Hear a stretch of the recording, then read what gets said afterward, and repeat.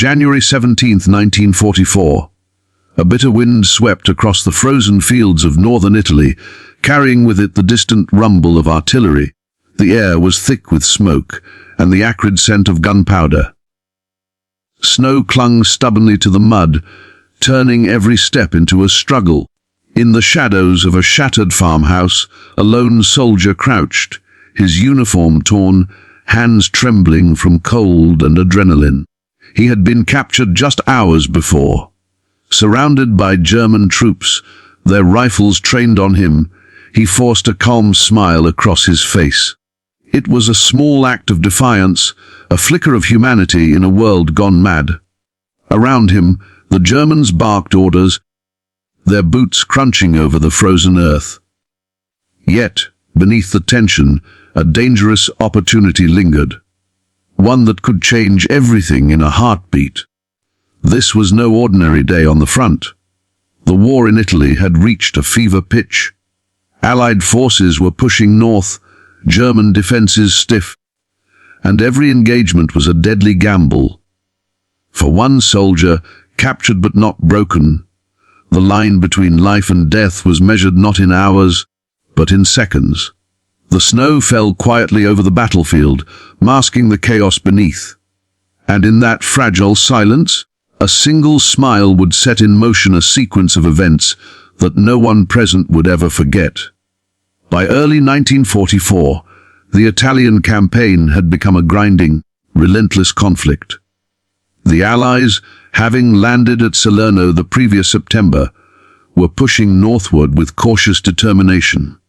The German forces, experienced and disciplined, had constructed a series of formidable defensive lines, each one designed to bleed their opponents dry. The Gustav Line, stretching across central Italy from the Tyrrhenian Sea to the Adriatic, was the spine of this defense.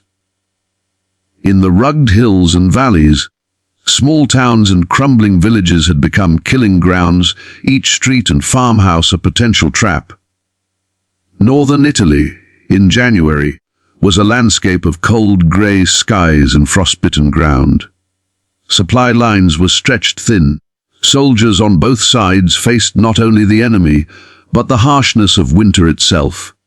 Trains and trucks struggled over icy roads, artillery pieces froze, their mechanisms stiff with cold. Morale was fragile, yet the stakes were enormous.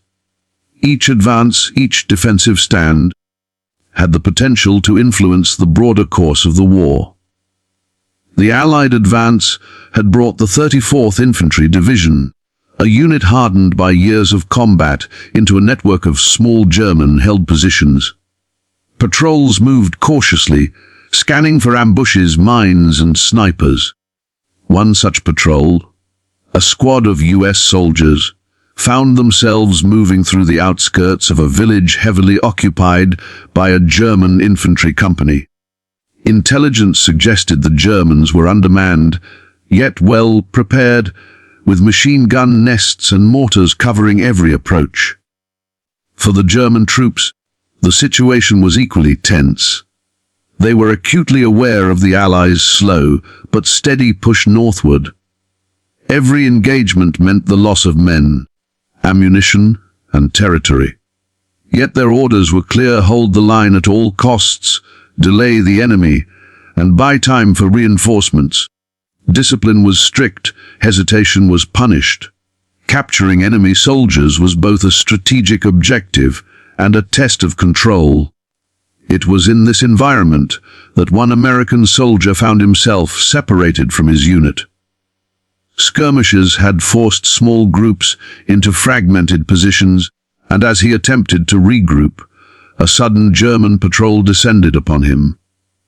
There was no warning, only the cold realization that he was now surrounded.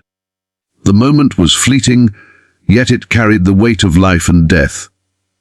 The captured soldier was quickly restrained, his hands bound behind his back. German officers assessed him with a mixture of curiosity and caution. He was one man alone, and in their eyes, he posed little immediate threat. Yet beneath the calm exterior, the soldier's mind raced. He calculated, assessed, and searched for an opening. Any weakness in the perimeter of men who believed they had complete control. Even as he was herded toward a makeshift holding area, the sounds of the battlefield remained. Explosions echoed from distant hills, artillery shells struck the nearby ridges, and the occasional crack of small arms fire reminded everyone that this was a war zone, not a courtroom.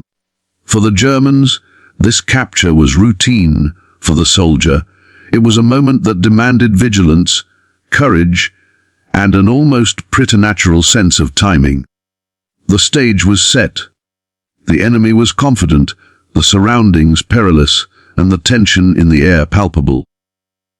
What would follow was not merely an act of survival. It would become a story recounted by those who witnessed it. A brief but extraordinary demonstration of human resilience under unimaginable pressure. The frozen landscape, the isolated farmhouse, and the tense standoff now converged toward a single, decisive point, one that would forever mark that day in January 1944. The farmhouse where he was held offered little comfort. Its walls, riddled with bullet holes and splintered wood, barely shielded against the biting wind that swept across the northern Italian plains.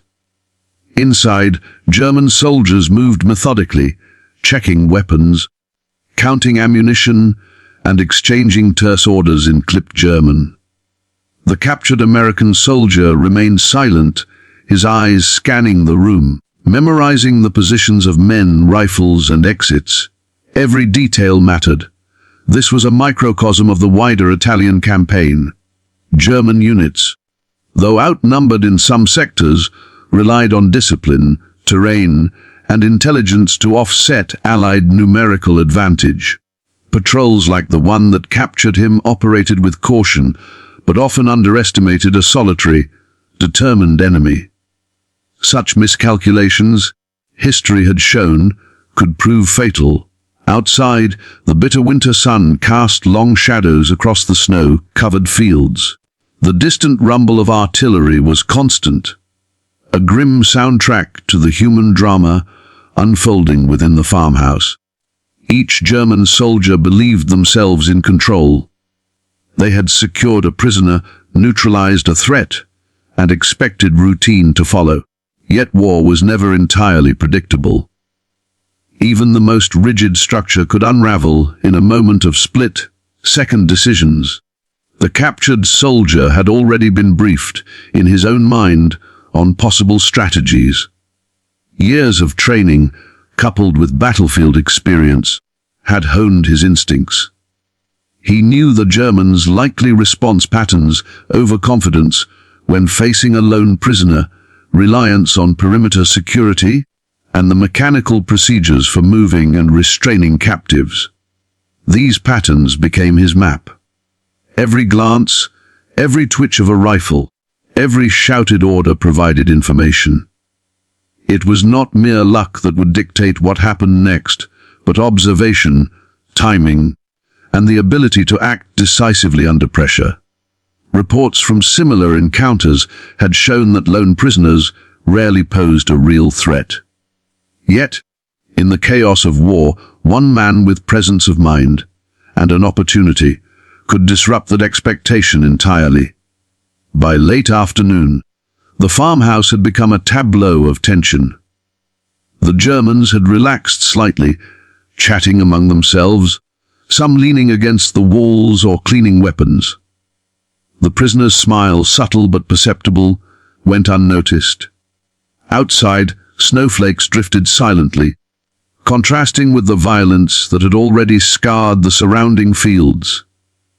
Within these walls, the stage was set for a confrontation measured not in minutes, but in mere seconds. It was a moment where human instinct, mechanical precision, and chance intersected. The events that followed would shock those present, and later echo through war reports and eyewitness accounts. The 45 seconds that would change the lives of all involved were imminent. Every detail, the soldier's posture, The German soldiers' complacency, the cold biting through the walls, the distant echoes of the battlefield, led to the precipice. In those frozen moments, history hung suspended, waiting for the spark that would ignite it.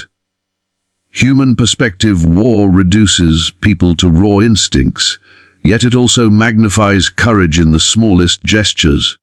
For the captured soldier, those final moments before action were a study in controlled chaos. Fear coursed through his body, but it was tempered by training and an acute awareness of his surroundings. His heart pounded in rhythm with the distant artillery, yet his hands remained steady. Every soldier experiences fear differently. Some freeze, some panic, some lash out. He did neither. Instead, he observed. Each German soldier carried a uniform, a rifle, and the assumption of superiority. But beneath their discipline lay human frailty, complacency, distraction, overconfidence. Recognizing these flaws, the soldier transformed them into tactical advantages.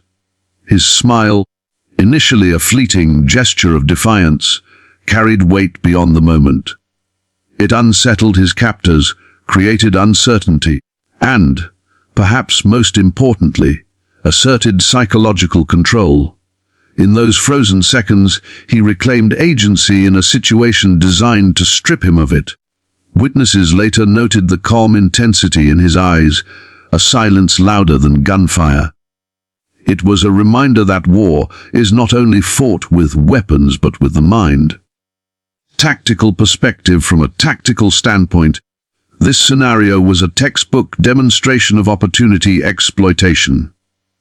A single soldier, if positioned correctly and mentally prepared, could turn the routines of a larger force against them. The Germans, confident in their numbers and perimeter, underestimated the risks posed by one man with situational awareness and decisiveness. The farmhouse layout, with narrow corridors and partial cover, favored the defender who knew how to move swiftly and strike with precision. Each German soldier was trained to respond to overt resistance, but not subtle, sudden strikes executed within the blink of an eye. The element of surprise would be decisive. Timing was critical. The window for action existed only for a fraction of a minute. Any hesitation, any misstep, could result in death. Yet, by leveraging the psychological dissonance he had created, the smile, the calm, he disrupted. Technological perspective. Weapons were not merely tools, they were extensions of the soldier's will. In this scenario, every firearm, grenade, and cartridge carried significance. The German soldiers were armed with standard issue carabiner 9.8K rifles and MP-40 submachine guns, effective in controlled engagements but vulnerable in confined spaces where reaction time is compressed. The American soldier, though restrained, relied on intimate knowledge of his sidearm, its weight, recoil, and rate of fire, to maximize efficiency in split-second confrontations. A small caliber pistol in a trained hand can be devastating when combined with timing and spatial awareness. Similarly, hand grenades, if deployed strategically, amplify the power of a single combatant against multiple enemies. In World War II, much of tactical lethality depended not only on numbers, but on understanding the tools at one's disposal.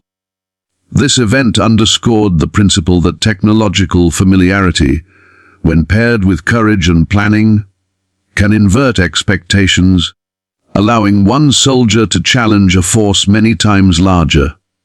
Leadership. Leadership, or its absence, proved critical. The German squad was under the command of a junior officer, responsible for both the safety of the prisoner and the cohesion of his men.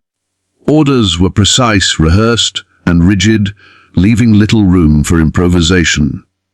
In environments of extreme stress, such rigidity can become a liability.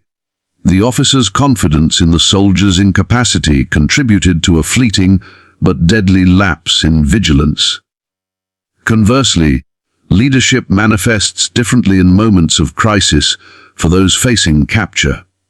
The American soldier, even as a single individual, assumed command of the situation, not by rank, but by decisiveness.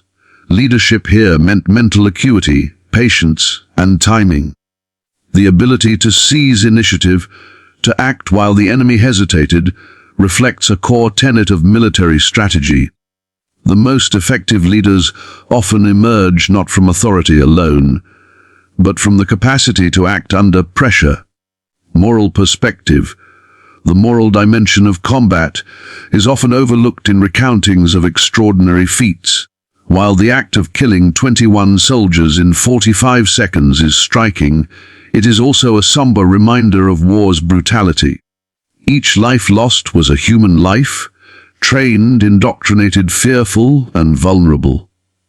The soldiers' actions, though framed by survival and necessity, highlight the intersection of morality and warfare, a situation where ethical considerations are inseparable from strategy, instinct, and circumstance. Eyewitness accounts later reflected mixed emotions, awe at the precision and courage, horror at the suddenness of the violence, and recognition that survival in combat often demands choices no civilian mind could easily comprehend. War compresses moral decisions into moments measured in seconds, where hesitation can mean death, and action carries irreversible consequences. Enemy perspective. From the German viewpoint, the encounter would have seemed almost surreal. A single prisoner, assumed to be disarmed, controlled, and compliant, suddenly reversed the power dynamic. In historical military reports, moments like this are rare but deeply instructive. They highlight the dangers of complacency, the fallibility of assumptions, and the lethal potential of underestimating any opponent, regardless of size or apparent vulnerability. The Germans' training emphasized discipline, firepower, and unit cohesion. Yet when those elements were disrupted by unpredictability, by a soldier who read his environment and acted decisively, they became liabilities. In the aftermath, German officers reportedly reviewed the engagement with disbelief, examining how a minor lapse had escalated into catastrophic losses. This multi-angle analysis, human, tactical, technological, leadership, moral, and enemy, creates a holistic understanding of the event. It is not simply a tale of heroism or violence. It is a study in the convergence of psychology, strategy, and circumstance. Each perspective reinforces the inevitability of the climax, the precise, terrifying, and unforgettable 45-second sequence that would follow. The farmhouse was quiet, almost oppressively so, save for the occasional scrape of a boot on splintered floorboards and the muffled crackle of distant artillery. The German soldiers, confident in their control, had begun to relax, chatting softly and inspecting their weapons. They did not anticipate the storm that was about to erupt within the wooden walls. The American soldier's eyes scanned every corner, every rifle, every shadow. He was calm, but inside his mind raced. Years of training, battlefield experience, and instinct coalesced into a single awareness. The opportunity existed, fleeting and fragile. One miscalculation, one premature move, and death would come swiftly. But the German's overconfidence was his ally. They had assumed that, as a captured man, he posed no real threat. Time slowed in his perception. Each second stretched as he calculated the sequence of action. The first target would have to be neutralized quickly. An officer nearest the doorway, rifled in a motion that would draw attention, creating confusion. Every subsequent move depended on the precision of that initial strike. He positioned his hand discreetly near his sidearm, hidden beneath the folds of his uniform. his breathing steady despite the pounding of adrenaline through his veins. Then it began. In less than a heartbeat, he drew the pistol, the movement imperceptible to the Germans. The first shot cracked through the room, a single, sharp report that silenced the murmuring voices. The officer nearest the door collapsed, his body tipping against a table. Shock rippled through the remaining soldiers, their eyes wide, rifles rising too slowly to respond effectively. Confusion spread instantly. Soldiers scrambled for cover, reflexively reaching for their weapons, but the element of surprise had been absolute. The prisoner moved with fluid, practiced precision, each shot calculated, each movement minimizing exposure. The room erupted into chaos, shouted orders, the recoil of rifles, the metallic clang of weapons striking walls and floor. In less than 20 seconds, several men had fallen, others dove behind shattered furniture, desperately seeking a defensive advantage that did not exist. The snow outside fell silently, indifferent to the carnage within. The distant rumble of artillery continued, masking the sounds of close quarters combat. From the outside, the farmhouse appeared almost peaceful, a deceptive calm betraying the violent struggle inside. The soldiers' actions were rapid, decisive and efficient. Each second brought another life or death decision, another target neutralized before they could react. By the 30-second mark, the majority of the German soldiers in the room had either been incapacitated or were seeking refuge, their cohesion shattered. The prisoner's calm, methodical execution contrasted with the panic around him. He exploited the terrain of the room, the angles of doors and walls, the cover provided by furniture, to maintain the upper hand.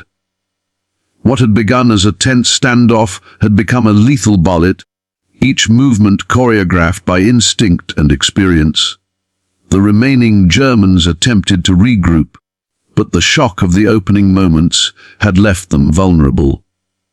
Commands were shouted, but coordination was impossible.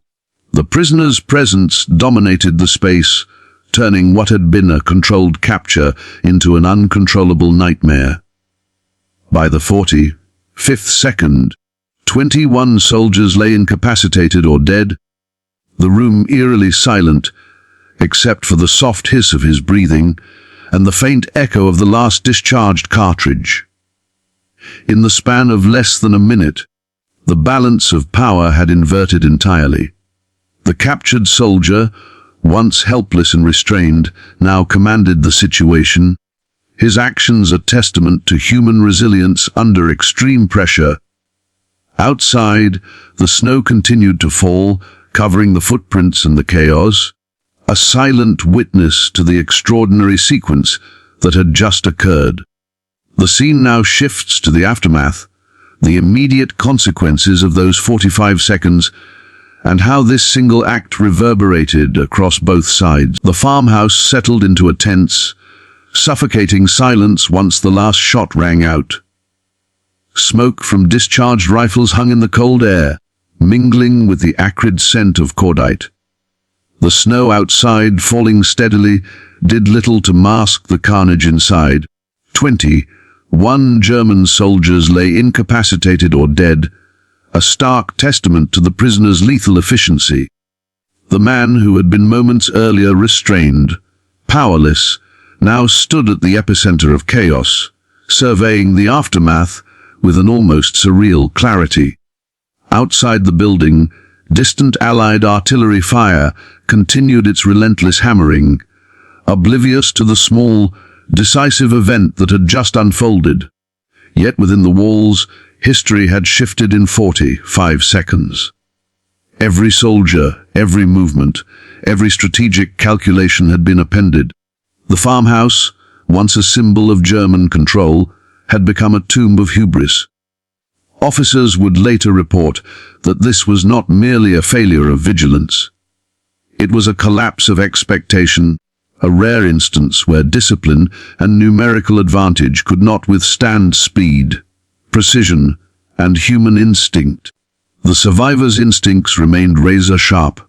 He did not linger, nor did he celebrate. In war, hesitation is fatal. He checked the room, ensured that no one remained capable of immediate retaliation, and secured the weapons still clutched in fallen hands. His mind, still racing, calculated the next move. Though he had regained temporary control, the building remained surrounded. The broader battle, the unforgiving winter landscape, the distant German reinforcements, the Allied advance, was unchanged. The act was extraordinary. But survival required more than courage alone. The Germans who had survived were left in shock, scrambling for understanding. They retreated to regroup, their morale fractured. Officers attempted to restore order, barking commands that fell on ears, still reverberating from the sudden, unprecedented assault. Eyewitnesses would later describe a scene of disbelief, men shaking, eyes wide, trembling hands on weapons that could not save them in time. The calculated, lightning, fast strike had shattered confidence as thoroughly as it had shattered bodies. Reports from the battle highlight the tactical implications of this event. The American soldiers' action delayed German operations, created confusion among units, and bought precious time for Allied forces maneuvering nearby. It was an example of how a single individual, operating with awareness and precision, could influence outcomes far beyond personal survival. War, historians would note, is often shaped as much by decisive moments as by drawn-out campaigns, and this was an extreme illustration. For the soldier himself, the adrenaline still coursed, but clarity returned. He moved with careful efficiency, blending with shadows, preparing to rejoin Allied lines.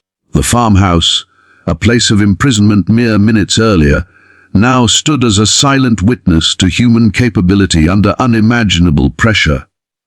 Outside, snow continued to blanket the battlefield, indifferent to the violence and heroism below. These 45 seconds did not change the entire course of the war, but they crystallized the extremes of combat, the convergence of human courage, tactical awareness and sheer opportunity.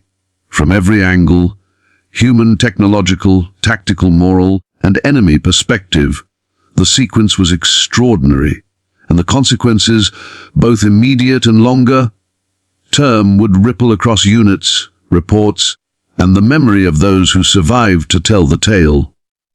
The farmhouse, once alive with German control, now stood in eerie stillness. Broken furniture and splintered doors and spent cartridges littered the floor. The echoes of gunfire had faded, replaced by a quiet, punctuated only by the soft patter of snow against the roof. For the American soldier, the immediate task was survival, rejoining his unit without attracting attention. But for the Germans, the consequences were far more tangible and brutal. 21 soldiers were dead or incapacitated. Among them were both enlisted men and junior officers, the backbone of the local defensive force. Their loss represented not just a numerical reduction, but a collapse of unit cohesion and morale. Reports from nearby German units noted that the survivors were shell-shocked, struggling to comprehend how a single prisoner had wrought such destruction in mere seconds. Officers who arrived later described the scene as unreal. A sudden inversion of every expectation ingrained through training and experience. The tactical implications extended beyond the farmhouse. Nearby German patrols hesitated, overcautious in a sector previously considered secure. Supply convoys were delayed, small skirmishes escalated as uncertainty spread through the ranks. For the Allies, the incident became an unforeseen advantage, buying time and forcing the Germans to divert attention and resources to investigate the breach. Even a single engagement, when executed with precision and decisiveness, could reverberate across a battlefield. From a human perspective, the aftermath was complex. The surviving Germans faced profound psychological strain. Witnesses recounted men trembling, unable to recount their own actions clearly. In the days that followed, the ramifications of that 45-second encounter extended beyond the walls of the farmhouse. The German command in the region conducted a full inquiry, examining not only the immediate tactical failures, but also the procedural flaws that had allowed a single prisoner to wreak such havoc. Reports highlighted lapses in perimeter security, underestimation of enemy initiative, and the dangers of assuming compliance from captured soldiers. For military historians, this episode became a rare but vivid example of how human error can override numerical and technological advantage. The surviving German soldiers were reassigned, their morale shaken, and their confidence diminished. Officers emphasized stricter procedures for handling prisoners, implementing additional drills to prevent repetition.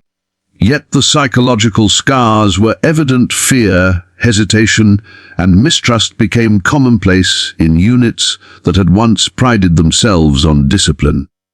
Even seasoned soldiers admitted that the memory of that rapid, decisive action lingered, altering their perception of what a single determined enemy could achieve. On the Allied side, word of the event spread quickly through the ranks.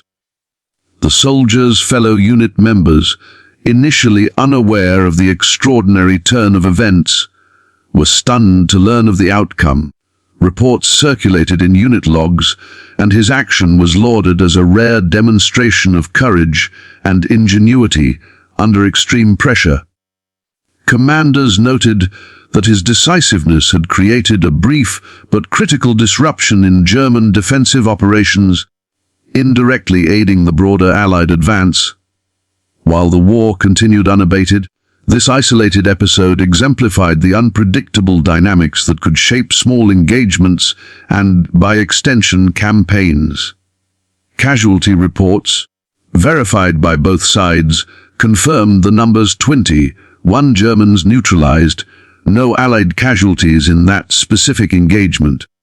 The soldier himself suffered minor injuries, bruises and abrasions from the initial capture, but nothing life-threatening. This balance of outcomes reinforced the stark lesson of the incident preparation, and quick thinking could, in certain circumstances, outweigh numerical superiority. Historically, the event also contributed to broader discussions on training, morale, and tactical flexibility. Military analysts noted that even elite units could falter when assumptions about enemy behavior went unchallenged.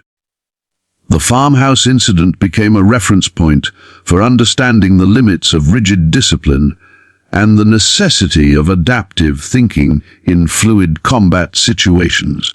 It was a rare convergence of human skill, opportunity, and environment, a moment frozen in time that highlighted both the brutality and unpredictability of war.